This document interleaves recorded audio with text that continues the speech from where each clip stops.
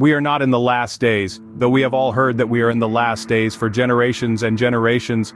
We are not in the last days at all, because of many people's inability to understand the cultural context of the biblical text, our fathers and his fathers.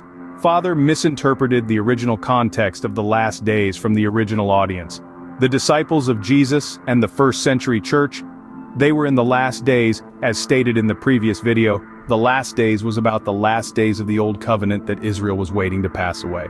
Let's take a look at a few Bible verses, but let's really pay attention to the pronouns us, we, and you. On many past occasions and in many different ways, God spoke to our fathers through the prophets. But in these last days he has spoken to us by his Son. Hebrews 1:1-2. Notice how the author of Hebrews doesn't say the last days was soon to come. He says that the days his audience is living in are the last days, and in these last days God spoke to them, the first century audience. The writer of Hebrews believed that he was in the last days, not you in 2024. Let's take a look at another verse. Truly I tell you, some who are standing here will not taste death before they see the Son of Man coming in his kingdom. Matthew 16:28. Here Jesus says to the people in front of his face, some of you standing here. Who is he talking to? Is Jesus talking to you right now watching this video? Is Jesus looking down the corridor of time talking into a camera? No. Jesus is talking to them, the audience of people right there who are alive in the first century, about how some of them, not you in 2024, about how the people in front of his face will not die until they see him coming in his kingdom.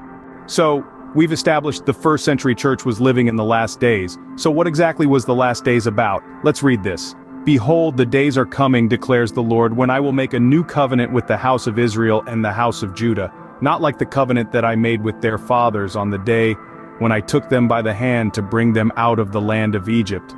My covenant that they broke, though I was their husband, declares the Lord.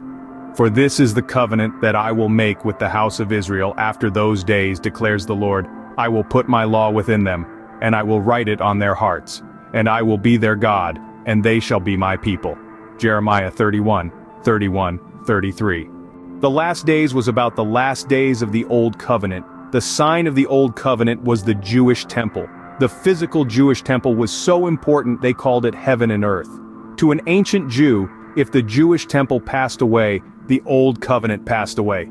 This was what the disciples were waiting for. The temple was supposed to fall so Jesus could bring in a new temple, the temple of our bodies, so we could worship in spirit and in truth. The next video will cover that.